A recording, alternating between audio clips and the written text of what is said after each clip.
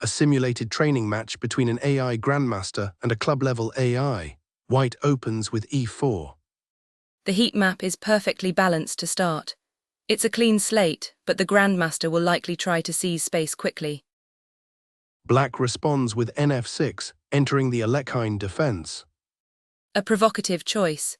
Black is essentially daring white to push the pawns forward, hoping to undermine them later.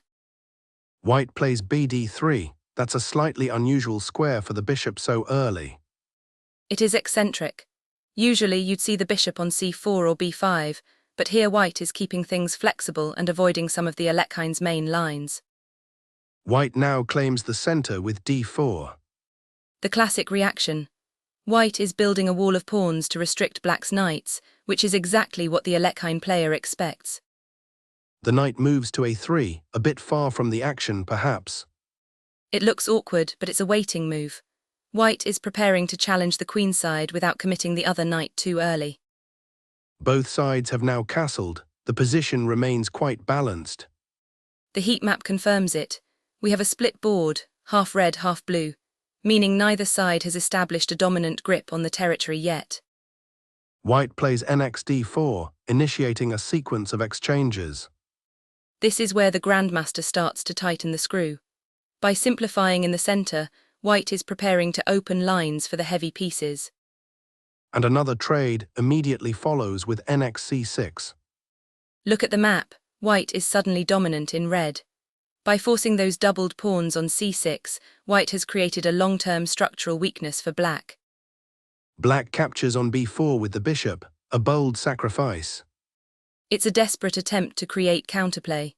Black is trying to eliminate white's queenside pressure, but it's a tactical gamble that doesn't quite pay off. The board looks very cluttered now, with pieces fighting for the same squares. The queens are traded off on d4.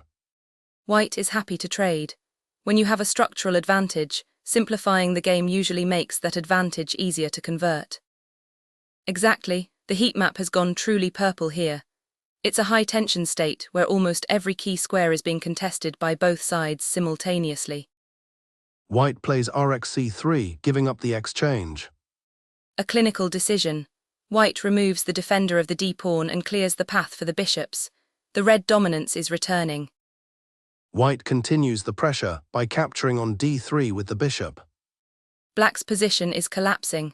There's no coordination left between the remaining pieces. White captures the knight on b4. The resistance is fading. The board is almost entirely red now. Black is just shuffling pieces while white prepares the final blow. A masterclass in conversion.